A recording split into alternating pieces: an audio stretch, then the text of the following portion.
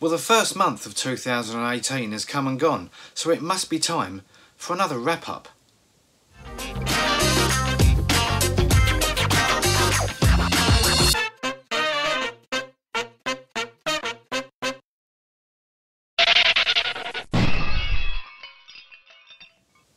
Hi everyone, welcome back to Wilde Reads. My name is Dave. Welcome back to another video.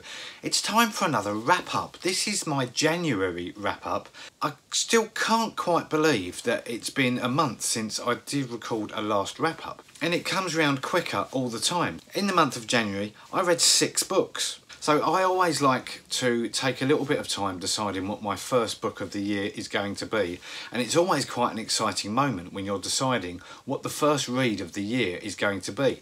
Because I've fallen into this bad habit. I can't carry books forward from one year to the next. So whatever I was reading in December of last year all had to be finished before I could start reading in January. So the first book that I chose to read in January was Bloody January by Alan Parks. This came out at the very end of December and it's published by Canongate. It's a debut novel, it's a debut thriller set in 1970s Glasgow, and it is very, very good. It's gritty, it's very urban, and it follows a new detective on the scene called Harry McCoy.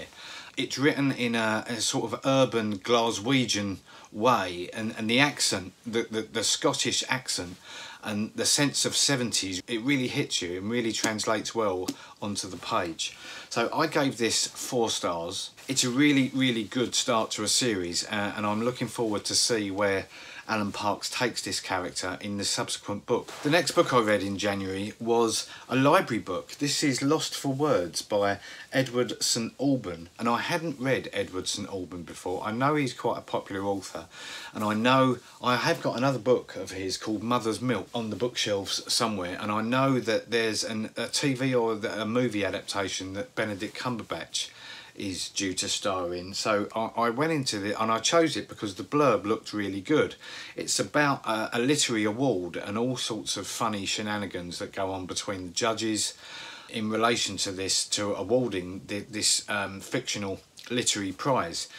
I didn't really like it. This won the 2014 Woodhouse Prize for comic novels, and I should have known from previous experience that I don't really get on that well with funny books. I don't often find them funny, and this was no exception. I went into it thinking that this was going to be a side-splitting, laugh-out-loud type read, and it really wasn't. I found the pacing very slow. I didn't think the characters were particularly funny. That the characters are quite well drawn and quite well balanced, but they're just not particularly funny, and I was just waiting for the gags and waiting for the humour. I think I just went into it with too high an expectation that this was going to be a very funny book. And I don't think it is a very funny book. It's okay. It just didn't make me laugh, which I expected it to. So I think I only gave this 2 stars. So that's Lost for Words by Edward St Alban. The next book I read in January was an old thriller from Faber. This is by Cass Green. This is In a Cottage in a Wood, and this book has inspired me to record another video about DNFing books, because at one point throughout this book I was going to DNF it, and I'll tell you why. It's a really, really good story with a really, really strong start. It's about a young woman called Neve, and the story opens with her having spent the night in a hotel. She slept with this stranger, and she wakes up horrified at what she's done, and they have an argument, and she leaves. And as she's walking across Waterloo Bridge, she comes across this another strange girl who is about to jump into the river and commit suicide. Now it turns out that the woman that commits suicide leaves Neve a cottage down in rural Cornwall, and roughly you can split this novel into 3 parts. You've got a start, you've got a middle, and you've got an end. Now the start is very good, very well paced, good characterisation. The middle and the end of the book as well, the end of the book is very, very good. There were times in this book that I physically couldn't turn the pages quick enough to get to the next part. It was, in all respects, an absolute page turner. But the middle section of the book fell completely flat. And if the pacing of the middle of the book had been at the start of the book, I would have DNF'd this book. So it's a real paradox, really, because you've got a book that you can split into three parts. The start of it is brilliant, the end of it is brilliant, but the middle of it just fell completely flat. And this would have been a 5-star book, but I ended up giving it 4 because it is a really good story, and the first part and the third part are brilliant, but it just fell completely flat in the middle, which got me thinking, if the middle bit had been at the start, I wouldn't have finished this book, which puts me in a bit of a quandary, because I struggle to DNF books anyway.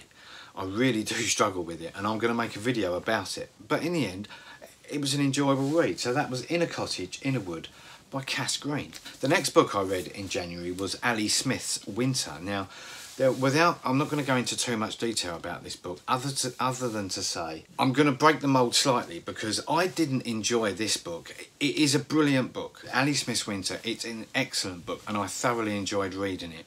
I don't think I enjoyed it as much as Autumn. But what I will say is that these books are written, and I'm fairly new to to reading Ali Smith. I've got a lot of her books, but I'm yet to read them. I've read Autumn and I've read this one, but I do have a lot of her back catalogue still to read. I said in my review of Autumn that I'd always had this perception of Ali Smith being a hard writer to get into, but I think Autumn was a perfect introduction to her writing style, because as someone said to me, as soon as you tune into the way Ali Smith writes, you're locked in there, and it's a really enjoyable way. And she says some hugely important things. This is truly a book of our time. It's very topical, and if you think deeply about what she's trying to say, there's some rich literary rewards to be had there. What I will say about this series, because this obviously forms part of a quartet of seasonal books, I think that, and I hope that when spring and summer are eventually published, I hope that all 4 volumes are published in one volume, because I honestly think we're very lucky to be living in our times and have the quality of this writing, because I think these books are going to go down as some of the most important works of literature in our time, and I think in generations to come people will study this quartet of books. I think they will be viewed historically as something that is quite special and quite historical. So that's Ali Smith's Winter, which I thoroughly enjoyed, although probably not as much as I enjoyed Autumn. But I'm really looking forward to when spring is published and when summer is published. The next book I read in January was my first 5-star book of the year, and I was so excited to get this. This is The Chalk Man from C.J. Tudor, which I absolutely loved. It's a fantastic book. It just feels like an original story. It's really good. It's about 4 boys who are in this, and there were so many parts of this book that resonated with me and my childhood. So they're 4 boys set in the 1980s, and it's also set in the present day as well. So one chapter and another chapter, they alternate between the present day and 1980s. In fact, 1986, which is a year that I remember very well, because I'm roughly the same age as the characters in this book, and I was their age in 1986. About 4 boys who go through a horrific experience with a murder, and there's these chalk characters. It's called the Chalk Men. They have this code. In this little gang of 4 of theirs, they have this code that if they want to meet up, they will draw a chalk man on the pavement. This is obviously before the days of mobile phones and the internet and everything. So I know kids nowadays, they just WhatsApp each other or send each other a text or all kinds of ways of getting in contact. But in these days, of course, there wasn't. So that they draw chalk men to, if they want to meet in the park or the playground, they will draw a chalk man on the pavement outside their house. But then the figures, the chalk men, start appearing on their own.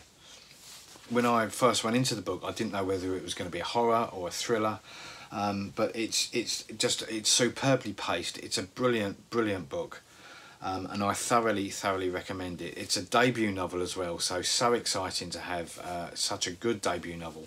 I'm really excited to see where C.J. Tudor goes next with her writing, but it it is a really good book. It's got pretty much everything, and it's my first 5-star read of the year. So The Chalkman from C.J. Tudor, published by Penguin Michael Joseph.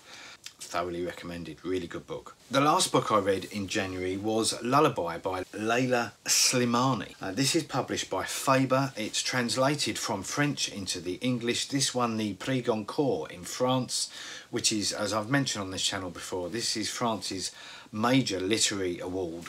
It's one of those books where you know the plot, because the event, the quite horrific event, the death of 2 children, happens straight away in the first couple of pages, but then the book goes back and you get the plot and the backstory of the character. So and it's about a couple who employ a nanny to look after their children, because he is a very successful music producer and she is a very successful lawyer.